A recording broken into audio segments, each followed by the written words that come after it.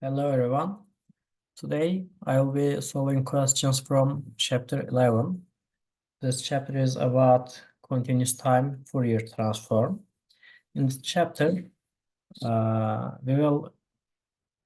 these two tables will be very important for us. The first table is Fourier transform pairs. It shows the signals in time domain and frequency domain.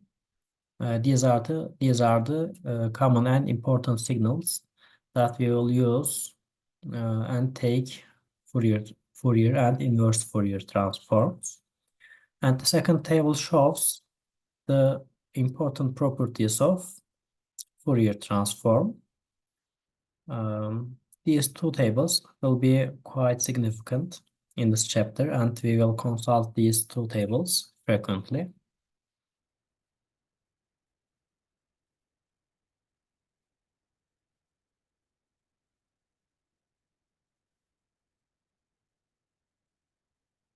Okay.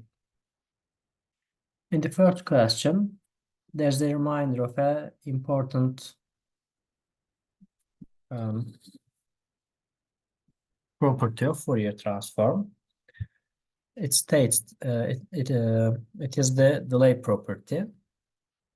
It states that if the Fourier transform of xt is equal to xj omega, then the shifted Fourier transform of the shifted version of the signal will be the same signal in frequency domain, which is multiplied by e to the minus j omega t delay. This t delay is equal to this delay amount. So by using this property, we will find the Fourier transforms of the following signals. It is recording, by the way, right? Let me check it.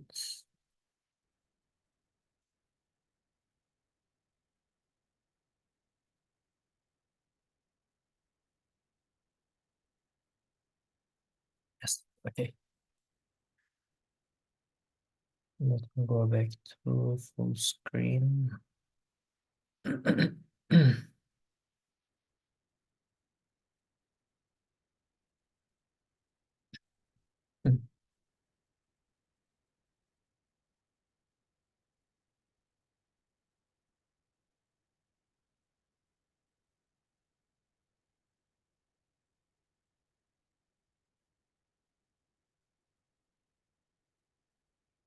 Okay. Our first signal is summation of three delta signals. They are shifted versions. There are shifted versions. When we check the Fourier transform pairs table, this first table, we see that Fourier transform of delta t is equal to 1. Therefore, Fourier transform of this term is equal to Fourier transform of delta t is 1, and Fourier transform is a linear operation. Therefore, when we multiply the signal with a constant, the output will be multiplied as the same amount. Therefore, Fourier transform of 2 delta t is equal to 2. There are shifted versions of delta t. In order to find the Fourier transform of those shifted versions, we will use the shifting property. As you can see here, delay property. When you delay a signal in time domain, it is multiplied by this exponential term in the frequency domain, which has been also given in here. Therefore, Fourier transform of delta t minus 1 is equal to 1 times e to the minus j omega td is 1 in here. Therefore, it is equal to e to the minus j omega. And this is the positive delay. And Fourier transform of that term will be the e to the j omega. By using the Euler's formula, you can sum up these two terms and you can get the result as a cosine signal. This is the result of part A. In part B, we recognize this signal. It is sinc function. It is sinc, but it is a shifted sinc function. It is shifted by 2. Firstly, we will check the Fourier transform of sinc function. Here you can see it.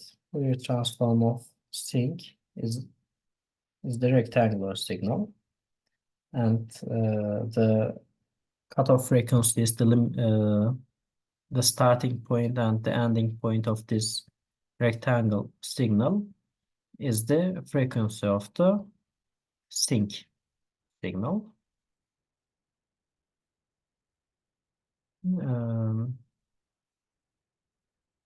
We also need to check the shifting property or delay property, because there is a delay in this sinc function.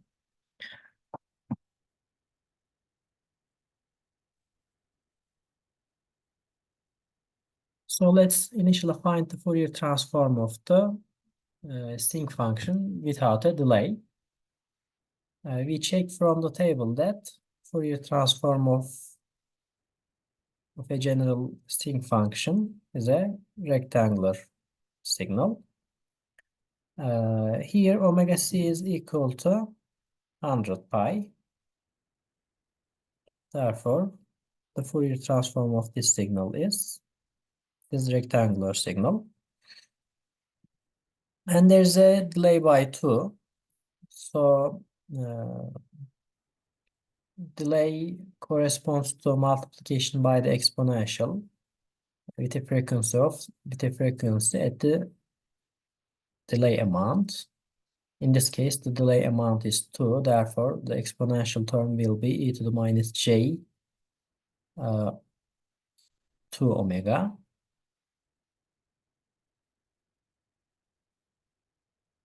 This term, this multiplier term, comes from this delay property. Therefore, the Fourier transform of the given signal in part B will be equal to this signal.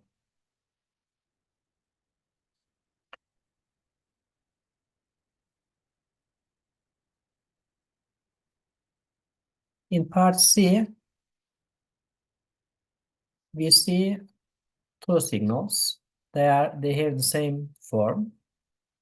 An exponential term multiplied with a step function. When we check the Fourier transform pair, we can easily find that signal at the top of the table, as you can see here. So we see that Fourier transform of such signals is equal to 1 over a plus j omega. A is the constant in the exponent term.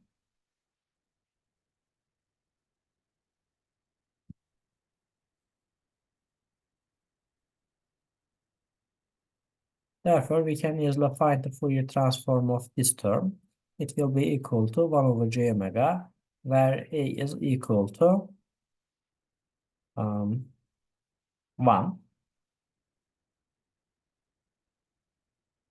So here, this is the Fourier transform of the first term. In the second term, we see a delay amount in the ut term, but there is no exponent term and this ut term. They are not. We need to do some adjustments so that they can have the same delay amount. We can simply multiply by e to the minus 4 and divide by e to the minus 4 so that we can get this part. In this part, this both the exponent term and the step signal, they have the same delay amount. And this e to the minus 4, it is just a constant. In this form, again, uh, this form is just the shifted version of the first signal. So we know that when a signal is shifted in time domain, it is multiplied by the exponent term in the frequency domain. Therefore, this initial the expression we get for the non-delayed version of this signal, it will be multiplied by this exponent term in the delayed version. And this constant term will remain the same. Therefore, this term will be the Fourier transform of the first one. This is the Fourier transform of the second one. When we sum them up, we will get the Fourier transform of the overall expression.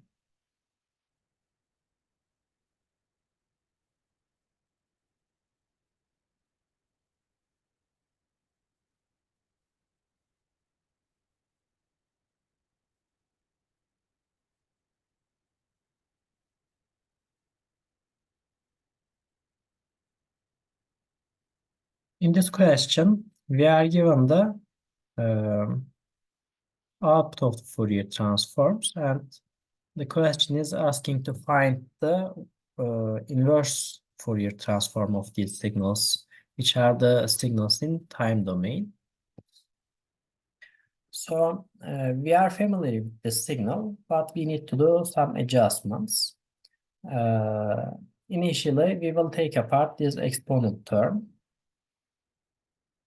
Then we will take apart this j omega multiplier. The remaining signal is quite familiar. At the top of the Fourier transform pairs table, we see that this form of signals are Fourier transform of exponential signals multiplied by unit step signals.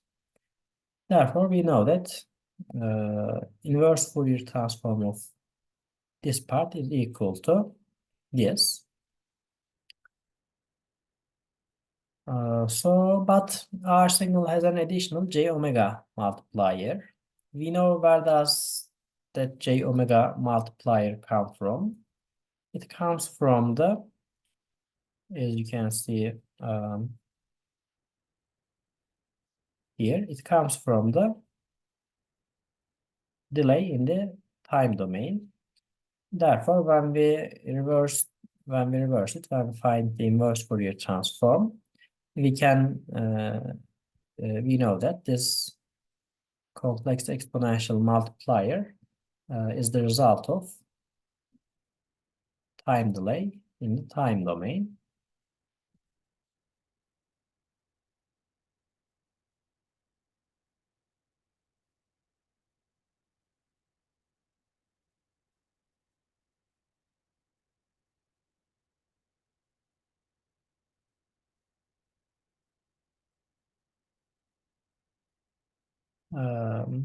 So we will we will apply time delay on this signal.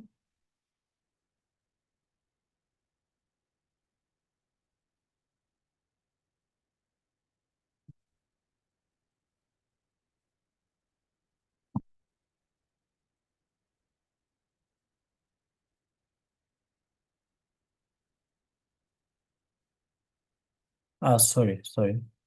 There is first j omega multiplier and j omega multiplier is Um,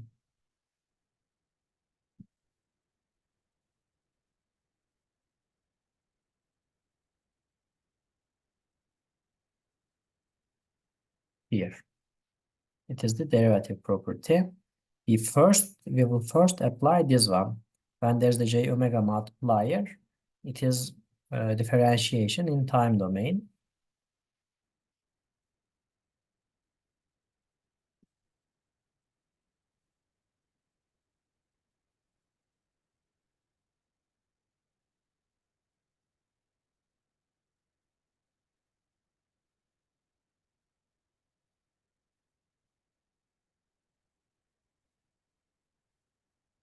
So we first take the derivative of the signal, and there are two terms in product form. When we take derivative, we first take derivative of the first term, multiply it with the second one, and then take derivative of the second one, multiply it with the first one. Derivative of the ut term is delta t. We multiply it with the first one. And derivative of this exponential term, you already know. This is how we get this result.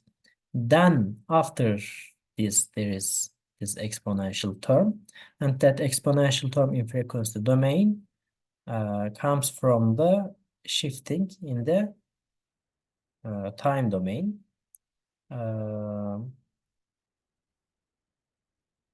This amount gives us the delay amount. Therefore, we will shift the signal in time domain by -2, and we will get this result.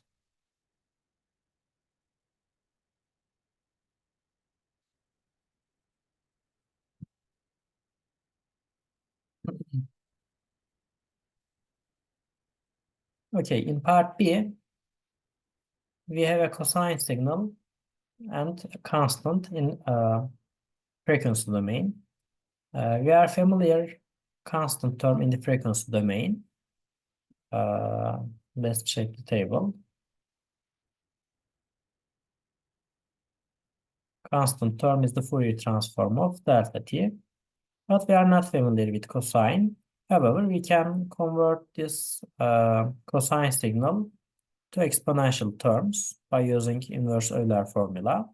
And these exponential terms, we are quite familiar with them.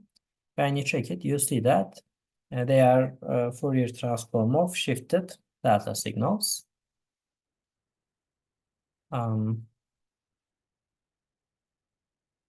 Therefore, inverse Fourier transform of these terms will be Fourier transform of this constant will be delta t. The exponential term will be shifted delta t and shifted delta t in the other direction.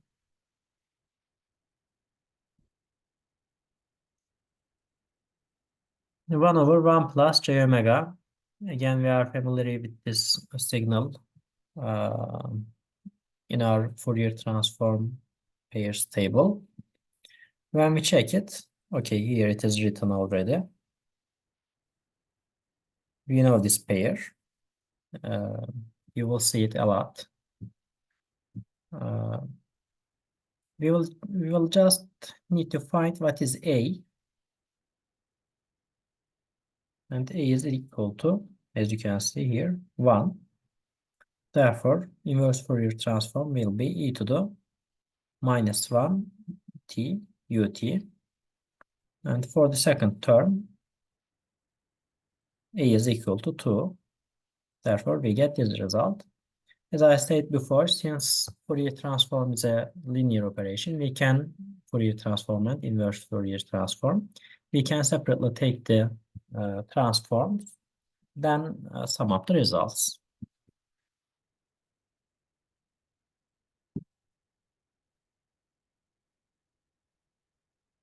For the last part, there are two shifted delta signals.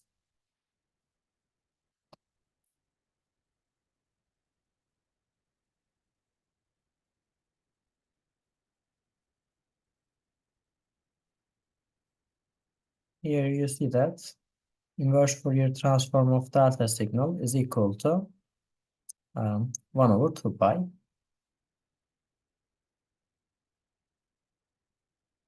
By using that pair, we will use that pair.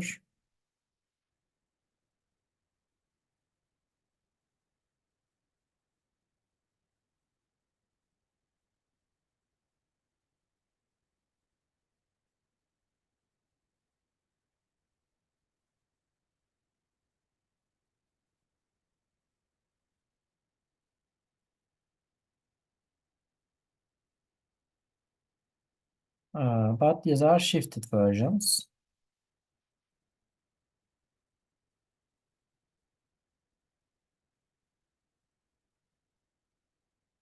Inverse Fourier transform of shifted delta signal is equal to this exponential signal. Therefore, for the first term, we will get this result. For the second one, we will get this result. When you sum them up and use the inverse Euler formula, you can find this result.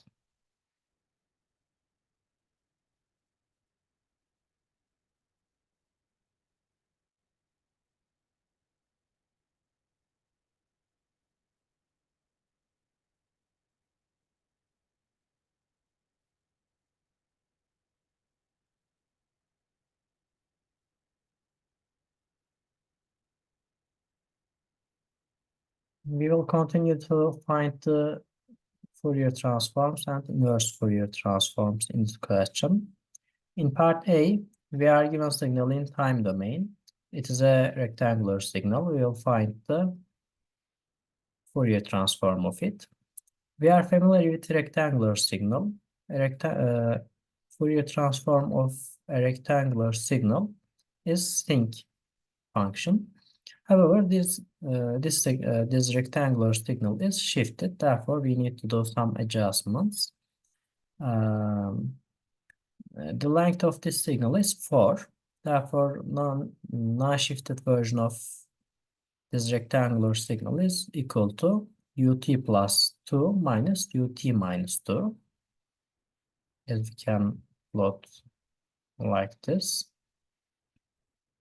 And as you may remember from the 2 previous chapters, when you convolve a signal with a shifted delta, this signal will be shifted with the same amount.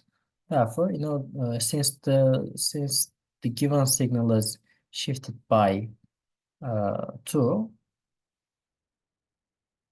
it corresponds to convolution with this shifted delta signal.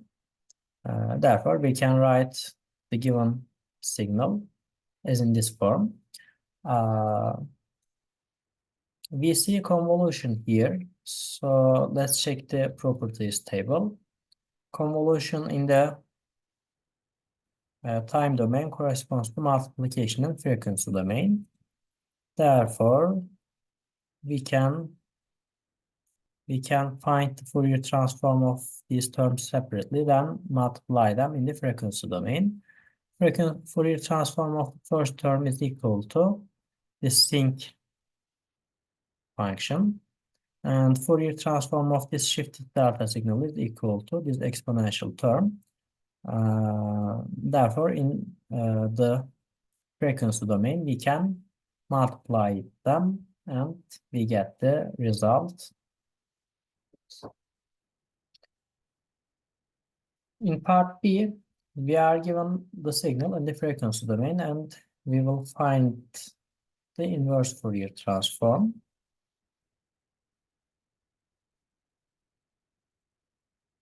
There's not much to do in this question. You'll just check the Fourier transform table and the result is obvious.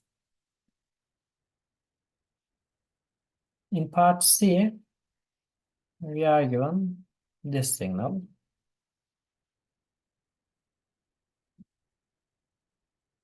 Obviously, we can write it like this with a simple algebraic manipulation.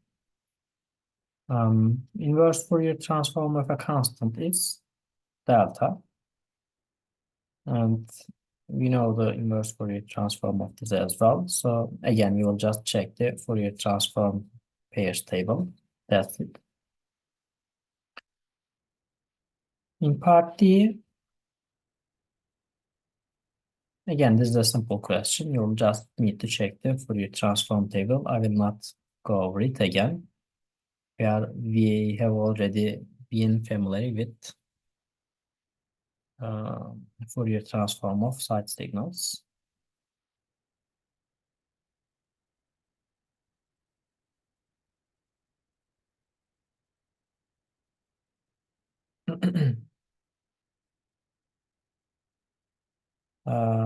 Here we will find the Fourier transform of this signal. Let's first plot it. U t plus t is a shifted step signal. It is shifted to the left by 3. And u3 minus t is first flipped, then shifted unit step signal, and it is this. When we multiply them, the multiplication result when t is greater than 3 will be 0 and less than 3 will be 0. In between them, multiplication result will be 1. Therefore, you will get this expression. It can be also written as ut minus ut plus 3 minus ut minus 3. And this is, we have been familiar with this rectangular signal and its Fourier transform. Its Fourier transform is a sinc function. So as you can see, when you use Fourier transform pairs, Fourier properties table, and when you add some simple algebraic tricks, you can solve all the questions in this chapter. Okay, in part B is multiplication of two sinusoids. We know Fourier transform of a sine. Let's check the Fourier transform pairs table. Okay, here you can find the Fourier transform of sine. It is two shifted delta signals.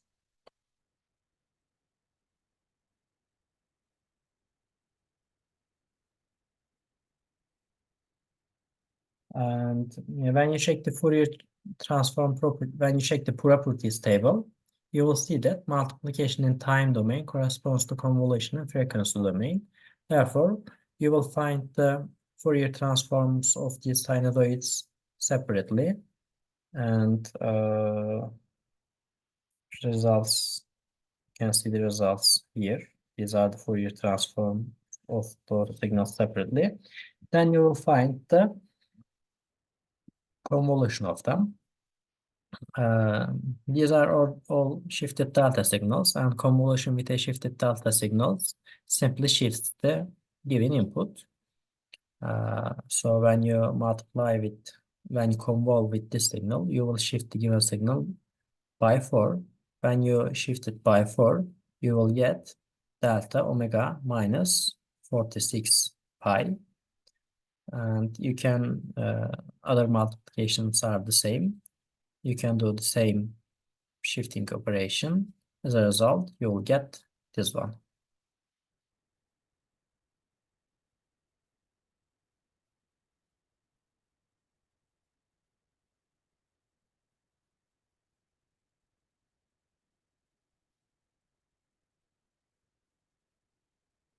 In part C,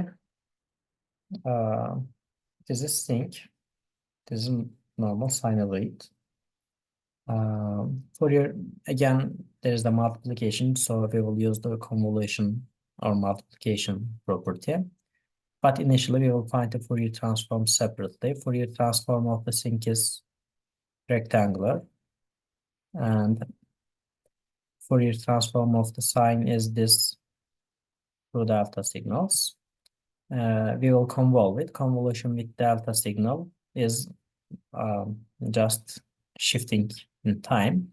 Therefore, we will shift when we convolve this rectangular signal with this delta signal, we will shift it to the left by minus 50 pi. This is that result. And when we multiply it with the second term, we will shift it to the right by 50 pi. Therefore, this will be the result in the frequency domain.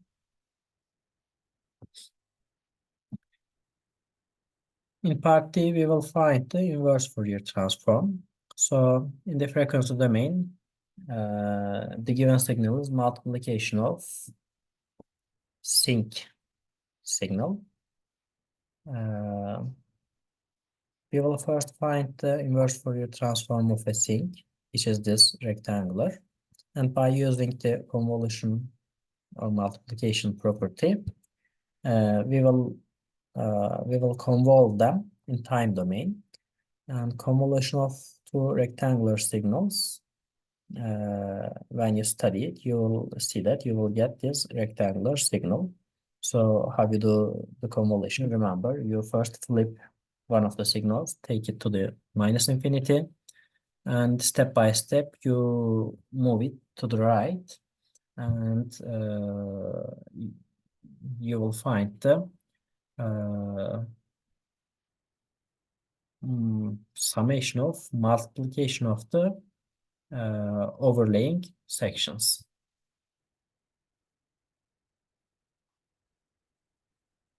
Part E is similar.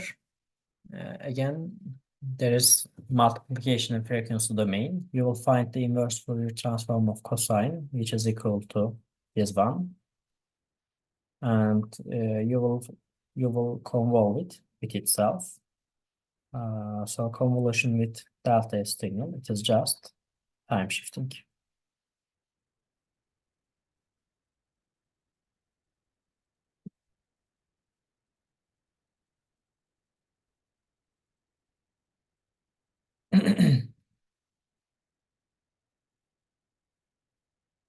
We have a sinc function, but we take its derivative. So first we find the Fourier transform of sinc. It is this rectangle, and cutoff frequencies are the frequencies of the sinc function. But there is an additional derivation. What is the effect of derivation on Fourier transform? Here, derivative property. Effect of derivation on Fourier transform is multiplication with j omega. Therefore, we will multiply this rectangular signal with j omega. There is also a constant multiplier 10. So this 10 is that 10. In part B, there's multiplication of two signals, a cosine signal and sinc. We will convolve their individual Fourier transforms in frequency domain. So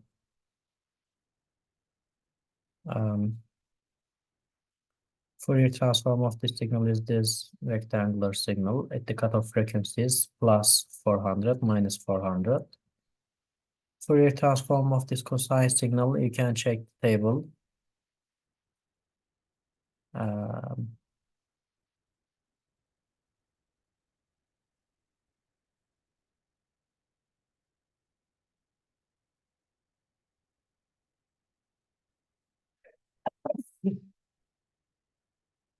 Okay, let's see the table for the Fourier transform of cosine.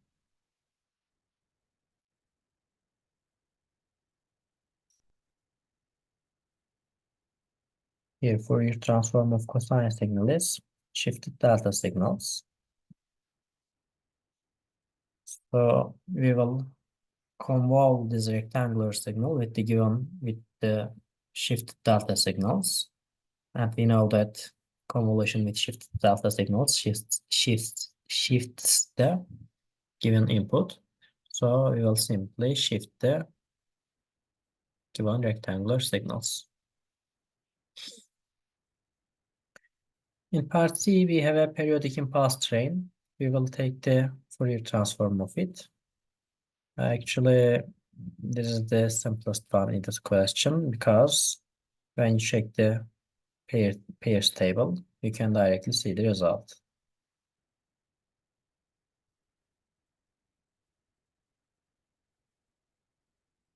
There is no need to do any additional operation. You can just check it directly from the table.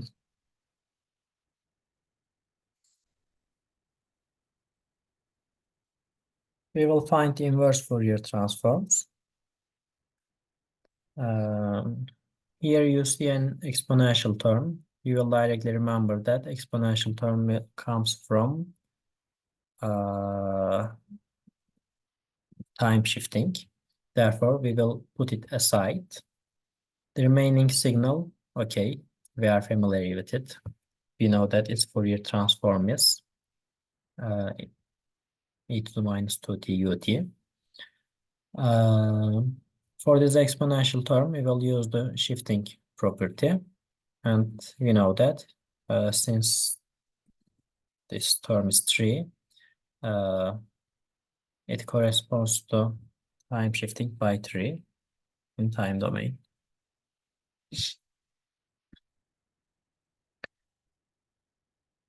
Here we see a j omega multiplier. Whenever we see a j omega multiplier, we will use derivative property. Initially, we will put it aside. We know the inverse Fourier transform of this signal. It is this one.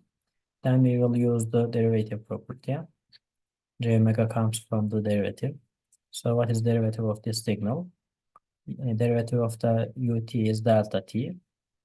And derivative of e to the minus 2t is equal to 2 times e to the minus t. Therefore, this is the result of this derivative.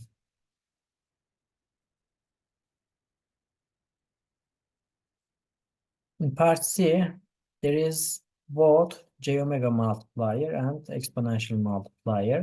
We have already seen several times that this j omega comes from derivative property. This comes from the shifting property. We will put them aside. We will find the remaining inverse Fourier transform of the remaining signal. Then we will apply derivative and time shifting property. For the last part, we are given multiplication of two signals. The first signal is sinc, second signal is impulse train. We will find the inverse Fourier transform separately, then we will convolve the results by using convolution property. Inverse Fourier transform of the sinc is this rectangular. Inverse Fourier transform of the impulse train is another impulse train. When we convolve rectangle with impulse train, we will get shifted rectangular signals. I don't know if it has a special name. Maybe we can call it rectangular train. I am not sure.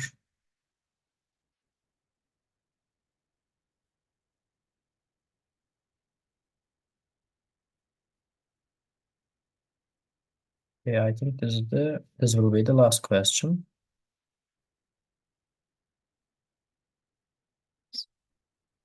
Here we are given an LTI system. Impulse response of this system is this sinc function. In part A, we determine the Fourier transform of the input signal. This is the input signal. It is impulse train. We will check the pairs table, and from there we will get the Fourier transform of the impulse train. Here is the result. We plot it over the range from minus 6 pi to plus 6 pi.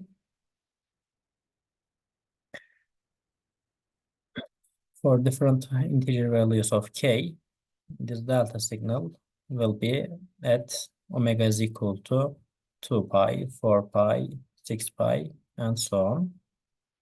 In part B, we will find the frequency response. So that means the Fourier transform of this impulse response.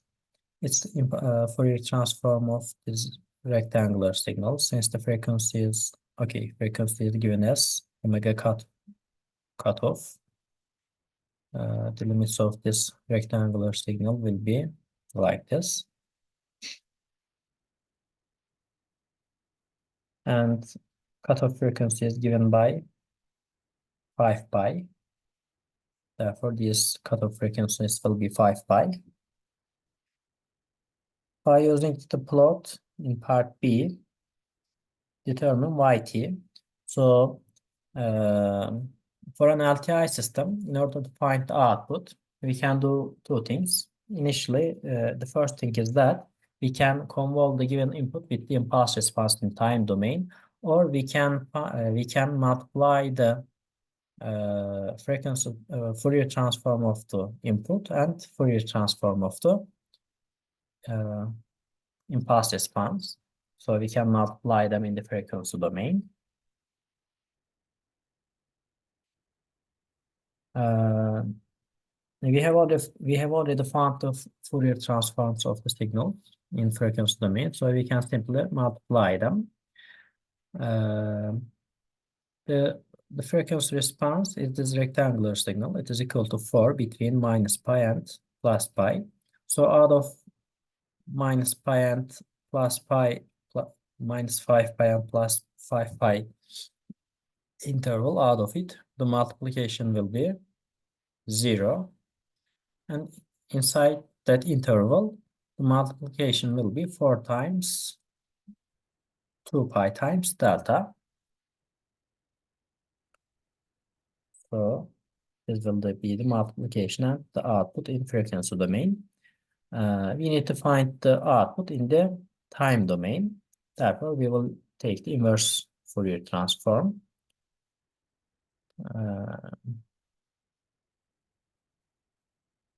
When we check the table, we see that the inverse Fourier transform of delta is equal to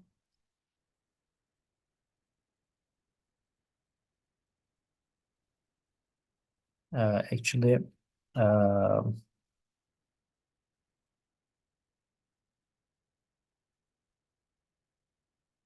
let's see the table for this inverse Fourier transform.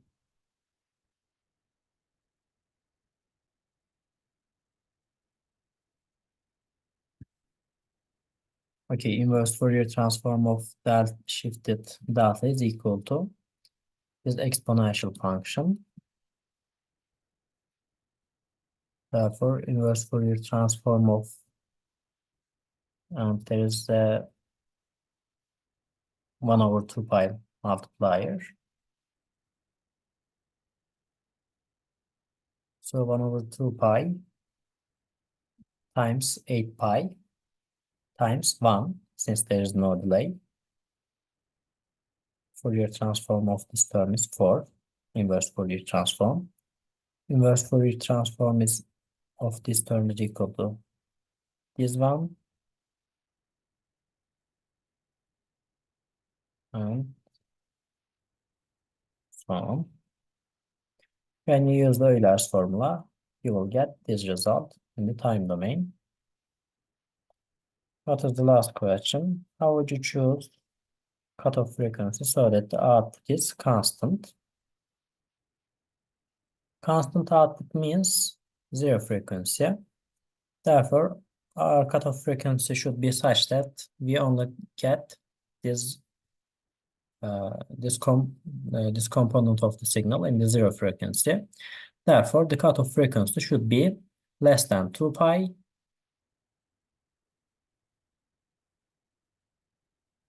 and greater than 0.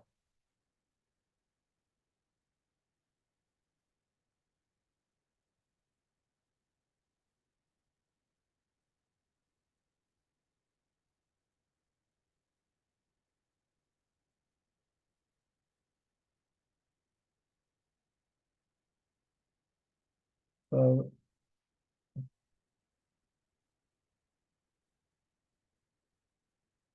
when we apply this filter, the output will be constant. And what will be that constant? That constant will be the inverse Fourier transform of um,